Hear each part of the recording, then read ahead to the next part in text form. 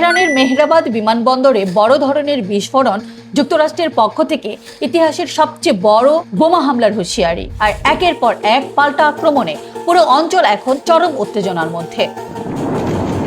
ইরানের উপর যুক্তরাষ্ট্র ও ইসরায়েলের যৌথ হামলার আজ ৮ম দিন চলছে। যুদ্ধের শুরুতেই পরিস্থিতি নাটকীয় মোড় নেয়। হামলার প্রথম দিনেই নিহত হন ইরানের সর্বোচ্চ নেতা আয়াতুল্লাহ আলী খামেনি।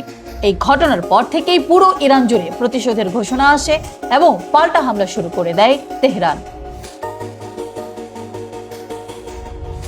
বিভিন্ন আন্তর্জাতিক সূত্রের খবরে বলা হচ্ছে, এখন পর্যন্ত এই সংঘাতে অন্তত ৬ জন মার্কিন সেনা নিহত হয়েছেন। অন্যদিকে ইসরায়েলের নিহত হয়েছে অন্তত ৯ জন, আর ইরানের নিহতের সংখ্যা হাজার ছাড়িয়েছে বলে ধারণা করা হচ্ছে। সংঘাত এখন আর শুধু ইরান ও ইসরায়েলের মধ্যে সীমাবদ্ধ নেই, ধীরে ধীরে এটি পুরো মধ্যপ্রাচ্যে ছড়িয়ে পড়ছে। যুক্তরাষ্ট্রের মিত্র দেশগুলো হামলার লক্ষ্যবস্তুতে পরিণত হচ্ছে। সৌদি আরব, সংযুক্ত আরব আমিরাত, কুয়েত, ইরাক এবং বাহরাইন একের পর এক ড্রোন ও ক্ষেপণাস্ত্র হামলার ঘটনা ঘটছে বলে জানা গেছে। এদিকে মার্কিন প্রেসিডেন্ট ডোনাল্ড ট্রাম্প ইরানকে আত্মসমর্পণের আহ্বান জানিয়েছেন। শুধু তাই নয়, তিনি দাবি করেছেন যে ইরানের পরবর্তী নেতা নির্বাচনের ক্ষেত্রেও যুক্তরাষ্ট্রের ভূমিকা থাকতে পারে। তবে এই মন্তব্যকে সরাসরি নাকচ করে দিয়েছেন ইরানি কর্মকর্তারা। তারা ট্রাম্পের এই দাবিকে উপহাসযোগ্য বলে মন্তব্য করেছেন। মধ্যপ্রাচ্য বিষয়ক বিশ্লেষক এবং Center for Middle East Strategic স্টাডিজের senior research fellow Abbas Aslani বলেন, ইরান এখন কোনো রাজনৈতিক পরিবর্তনের দিকে যাচ্ছে না, বরং দেশটি তাদের বিদ্যমান শাসন ব্যবস্থাকে ধরে রাখার দিকেই স্পষ্ট সংকেত দিচ্ছে। এর মধ্যেই নতুন করে উত্তেজনা ছড়িয়েছে যুক্তরাষ্ট্রের অর্থমন্ত্রী স্কট বেসেন্টের এক বক্তব্য।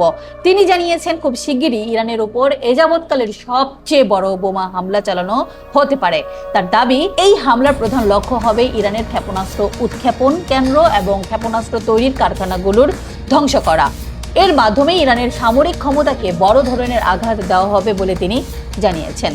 একই সঙ্গে বেসেন্ট অভিযোগ করেন, ইরান বিশ্ব অর্থনীতিতে অস্থিতিশীলতা তৈরির চেষ্টা করছে, বিশেষ করে কৌশলগতভাবে অত্যন্ত গুরুত্বপূর্ণ হরমুজ প্রণালীর উপর তেহরানের প্রভাবের বিষয়টি উল্লেখ করে তিনি এই অভিযোগ করেন। এর মধ্যেই তেহরান অন্যতম ব্যস্ত বাণিজ্যিক বিমানবন্দর মেহরাবাদে বড় ধরনের বিস্ফোরণের খবর পাওয়া গেছে।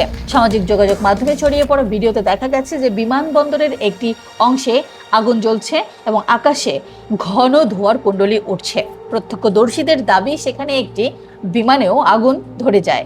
স্যাটেলাইট চিত্রে দেখা গেছে হামলার আগে বিমানবন্দরে বেশ কয়েকটি বিমান অবস্থান করছিল। ইরানের রাষ্ট্রীয় সংবাদ মাধ্যমও নিশ্চিত করেছে যে বিমানবন্দরের কিছু অংশ লক্ষ্য করে হামলা চালানো হয়েছে।